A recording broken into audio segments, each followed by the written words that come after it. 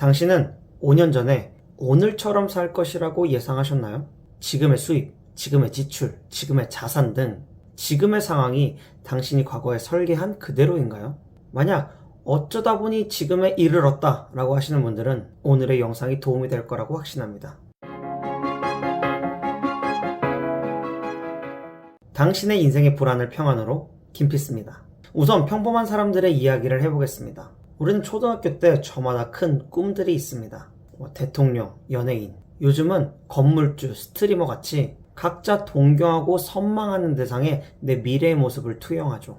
실제로 그때부터 정해놓은 꿈을 한 번도 바꾸지 않고 계속 달려왔다면 한 30대 중반쯤이면 어느 정도 이룰 수 있었을 것입니다. 그런데 그런 사람들은 거의 없죠. 중학교 때는 어떤 가정 환경인지, 어떤 친구를 만나고 어떤 대화를 나누는지에 따라서 진로가 휙휙 바뀝니다. 특히 감정적으로 아무것도 하기 싫어지거나 사회 시스템 자체를 거부하는 시기이기도 하죠. 고등학교 때는 거의 대부분이 수능이라는 같은 경주를 하느라 그 이후의 삶은 신경 쓸 겨를이 없습니다. 수능이 목표가 아닌 사람들은 저마다의 경험을 하면서 성인이 될 준비를 하고 있죠.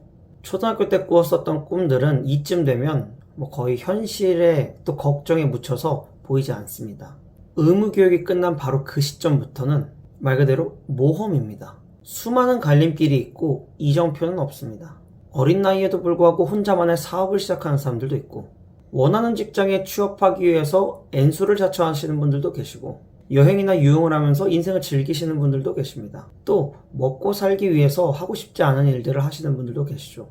과연 이렇게 다양한 삶 중에 어떤 삶이 맞는 삶일까요? 애초에 인생에 정답이 있을까요? 저는 정답을 솔직히 모르겠습니다. 행복한 인생을 다들 살고 싶어 하는데 많은 철학에서 이야기하는 것처럼 행복은 결과가 아닙니다. 내가 65세쯤 돼서 이 정도 재산과 이런 사람들과 어울리면 행복하겠지, 이런 데서 오는 게 행복이 아니라 살아가는 과정에서 떨어지는 좋은 콩고물들이 바로 행복인 것이죠. 그리고 이 살아가는 과정을 우리는 진로라고 부릅니다. 나아갈 진짜에 길로자를 써서. 저는 그래서 오늘 한 치 앞도 모르는 우리의 인생, 계획이라고는 하나도 들어먹지 않는 삶을 최대한 행복하게, 콩고물을 최대한 잘 얻어먹을 수 있게 만드는 비법을 알려드리도록 하겠습니다. 이 말만 기억하십시오. 길을 잃었으면 서울역으로 가라. 처음 들어보는 말인가요?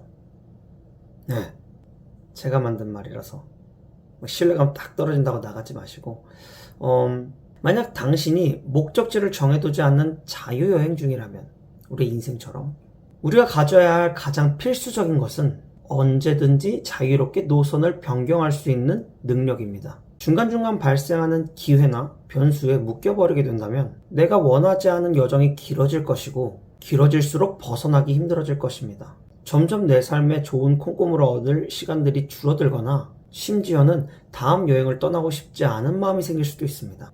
만약 당신이 자유여행을 하는 도중에 다음 행선지를 장승배기역으로 잡았다고 칩시다. 장승배기역에서 갑자기 여러분들이 다른 지역으로 가고 싶다면 어떻게 해야 될까요? 장승배기역은 7호선 외에는 아무런 노선도 지나가지 않기 때문에 환승을 하고 경유를 해서 가야 합니다. 시간도 오래 걸리고 비용도 들겠죠. 그런데 만약 다음 행선지를 서울역으로 두면 어떨까요? 서울역에는 1호선, 4호선, 경의중앙선, 공항철도, 이 4가지가 지나갑니다. 어마어마한 환승역입니다. 쉽게 말해서 당신이 어느 곳에서 왔던지 서울역에 있다면 서울의 동서남북 어디로나 바로 환승해서 갈 수 있다는 것이죠. 이제 이 잘 모르겠는 비유를 천천히 벗어나서 구체적으로 말씀드리자면, 진로를 모르겠을 때, 내가 가야 할 바, 내가 뭘 하고 뭘 먹고 살아야 할지 모르겠을 때는 행선지의 변경이 용이하고 기회를 많이 얻을 수 있는 곳으로 가라는 것입니다. 만약 당신이 오랜 시간 동안 시계를 수리하는 업을 했었다고 가정해봅시다. 장인의 경지까지 오르면 참 좋겠지만 그건 아주 소수에게 주어진 행운입니다. 실력만 가지고 되는 것은 아니기 때문에 당신은 수많은 변수를 뚫지 못한 평범한 사람이라고 이야기해보겠습니다. 어느 날 당신이 더 이상 시계가 수리하고 싶지 않아졌거나 해당 분야에서 더 이상 사람이 필요 없어져서 갑작스럽게 직업을 바꿔야 한다면 당신은 어떤 일을 바로 시작할 수 있을까요? 시계를 팔거나 시계에 대한 조언을 하거나 이런 분야겠죠.